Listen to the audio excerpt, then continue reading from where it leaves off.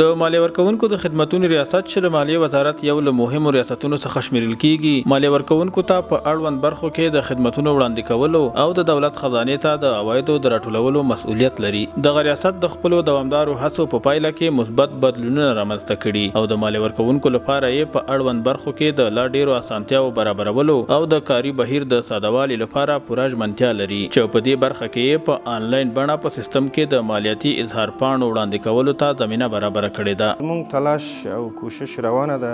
چې موږ وکولای شو دغه کوم تصفیه مکتوب چې موږ ورکوو دلته موږ خلکو ته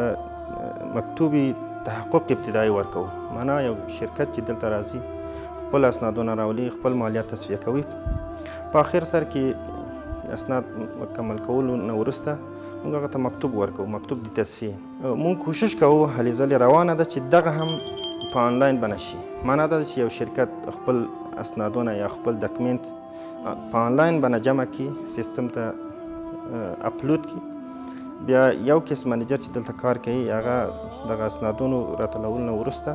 هغه اظهارنامه ایشو کړي یا اظهارنامه پرنټ کړي او د ایمیل له لارې یا د سیستم له لارې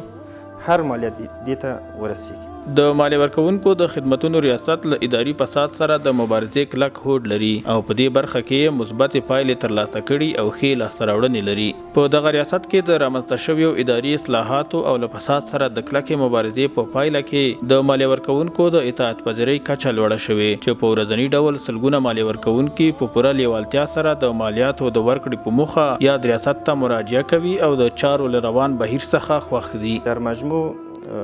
کوشش‌های ما هم روان است که سهولت‌های بیشتر به مالیات دهندگان ارائه بکنیم و الحمدلله طوری که به شما معلوم است، به تمام ملت معلوم است، نیادهایی که در اینجا ثبت هستند و به اینجا مراجعه میکنند از خدمات اداره راضی هستند و خوشنود هستند. ماهانه تمام اسنادهای مالیات هم میارم در ریاست خدمات مالیات دهندگان و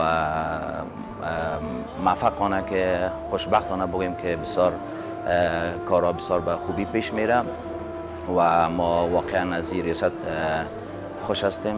موفق باشیم. د مالیه ورکوونکو د خدمتونو ریاست همدارنګه ورکړل شوي عوایدي هدف ته پوره ژمنتیا لري او د خپلو دوامداره صادقانه هڅو په پایله کې د تیر په پرتله زیات عواید ترلاسه کړي او ملي خزانې ته یې سپارلي دي. د یادونې وړ ده چې مالیه ورکوونکو د خدمتونو ریاست د کوچنیو، منځنیو او لویو مالیه ورکوونکو ریاستونو له ادغام څخه رامنځته شوی چې موخه یې په یو واحد مرکز کې د مالیه ورکوونکو لپاره د چټکو او پر وخت خدمتونو وړاندې کول دي.